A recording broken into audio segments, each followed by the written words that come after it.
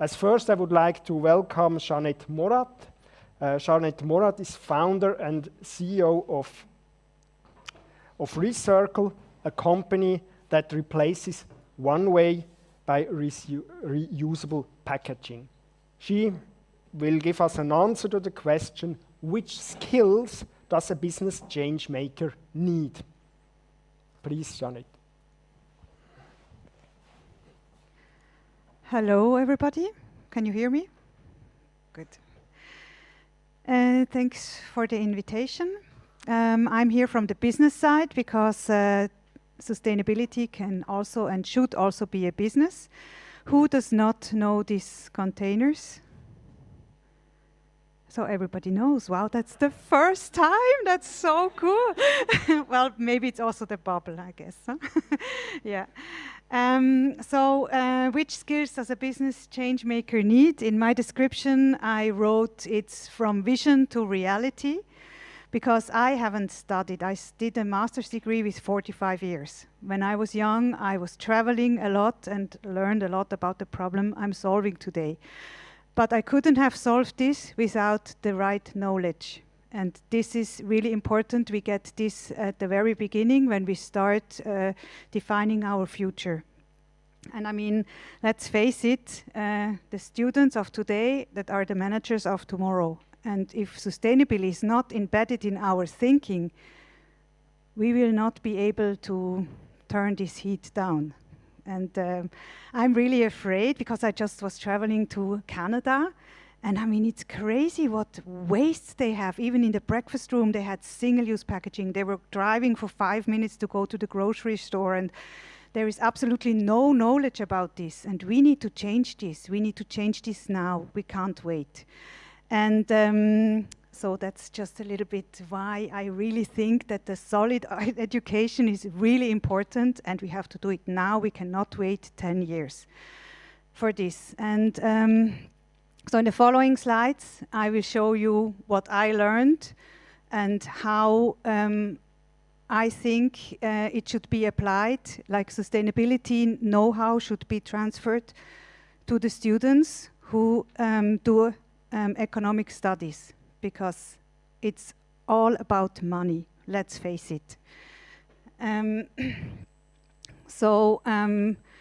In your studies, you examine how people, businesses, governments, and other organizations make economic decisions, and how these decisions affect the distribution of resources and wealth. I mean, what does this have not to do with sustainability? So if we take the example of reusable packaging, when I first had the idea of replacing single-use packaging with reusable packaging, I had to know where to look. What's the problem? If you don't know where to look, you can't do a business model. So I found out, and this is actual numbers, that it's 178 kilograms per capita in Europe. That's only waste from packaging. So this is a huge problem, because this is not necessary. 40% and 50%, 40% of the plastic production and 50% of the paper production is used for packaging. So we cut trees to pack our burgers. Is this necessary? Not really. But then I was I did the master in Fachhochschule Nordwestschweiz, Umwelttechnik und Management, and I learned about this super tool of life cycle analysis. And then the third one, it was so easy to find a solution, because the orange part, it's the manufacturing process. So cut this. Don't think about replacing it with paper or biomass or anything. You have to cut the production. So I learned this thanks to the know-how I learned in this university. The next big thing is also the transportation for single-use packaging. It's the gray stuff. So in our business model, we try to keep this as low as possible as well. You will see this on the next slide, because we are dealing with production, distribution, and the consumption of goods and services, because even packaging is a good. It's a good we don't really want to see, but it's there and it's necessary. And by understanding this, it was for me easier to make a sustainable offer. That means that we produce in Switzerland. It was no question for me to produce in China.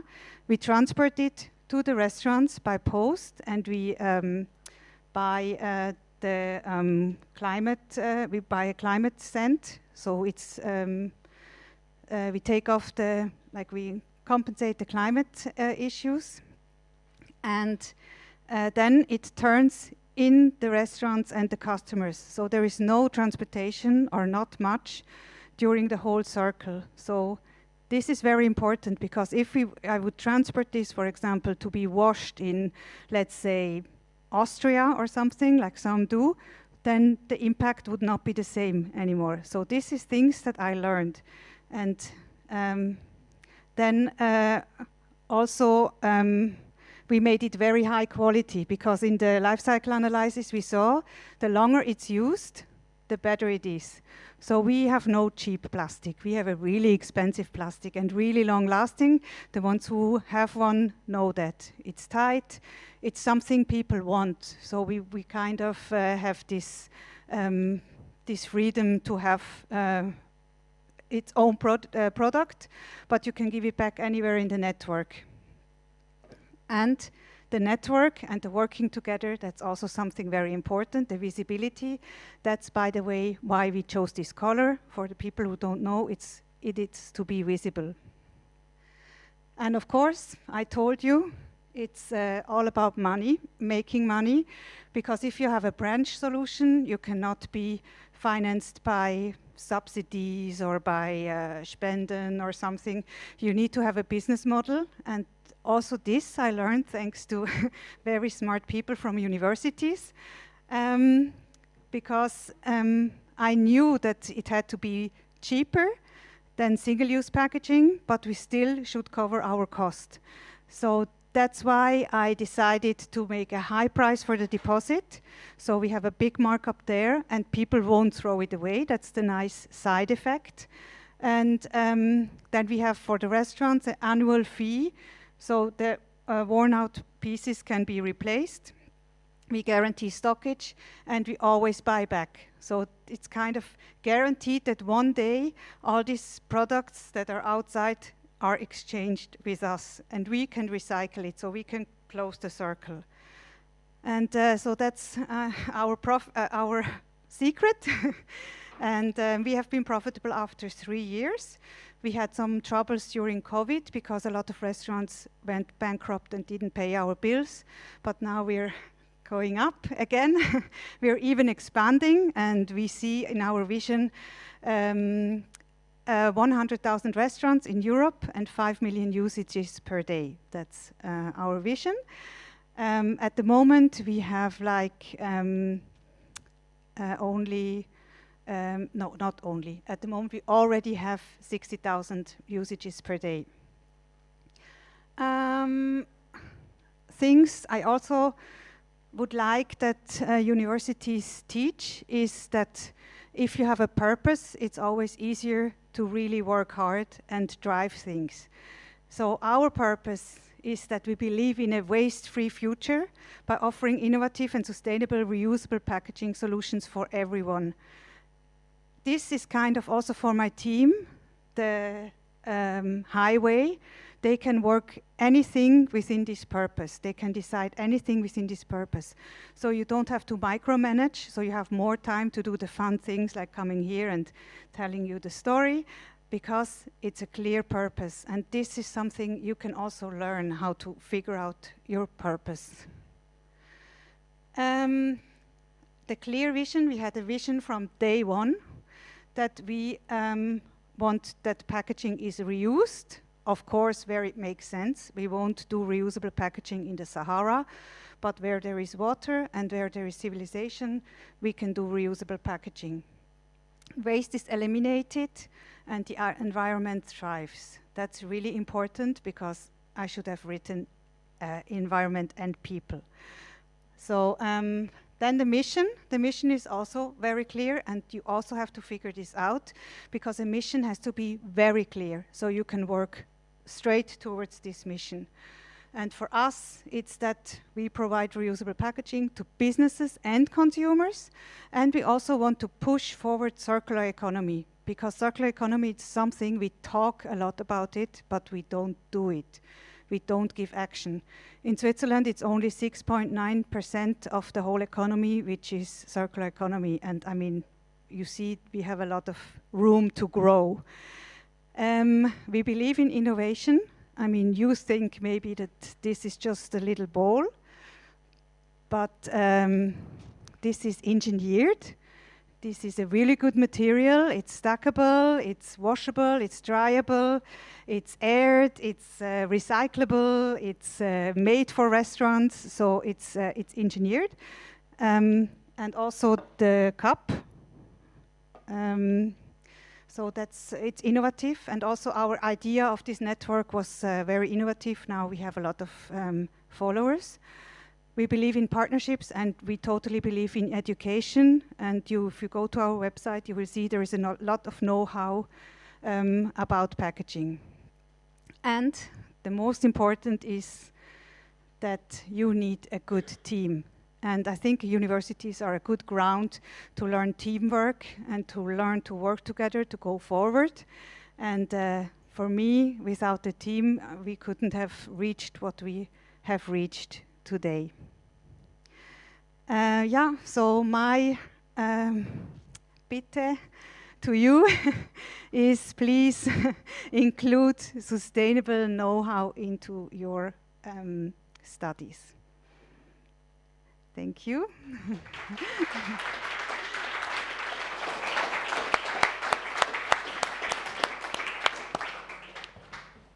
Many thanks, Jeannette, and I ask you to stay here for one question. I will take the opportunity to ask you one question. Unfortunately, we do not have the time to take questions from the audience, but we published here a QR code where you get to a small form, and if you have further questions or if you want to contact Jeannette, you can do that via this form, and we or she will answer immediately after we have forwarded it to you, I hope. You will find the time next week to give an answer.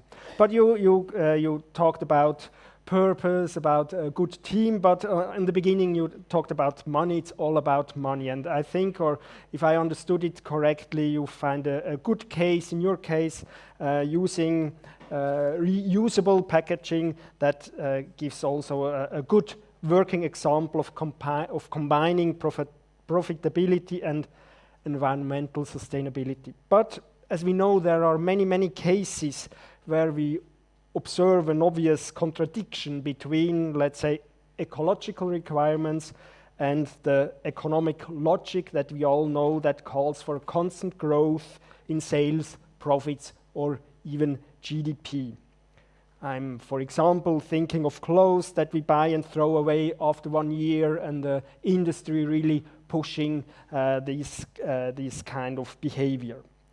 So what would you expect from universities in these cases? What shall they teach the new students when it comes to the dilemma between economic growth and environmental degradation?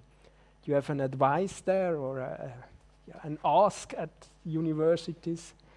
I think for future businesses, it's very important to understand how the ecosystem works. You know, I'm also for growth. I want my company to grow, you know, but in a sustainable way. So when we grow, we take away business of somebody or something not sustainable.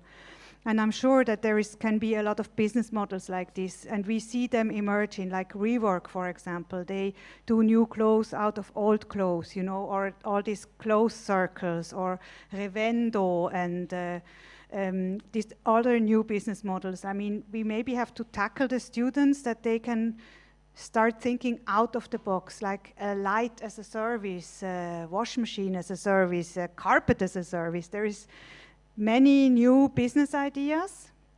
And I mean, if you have a carpet as a service, you can get every year a new carpet, but it's maybe not a new one.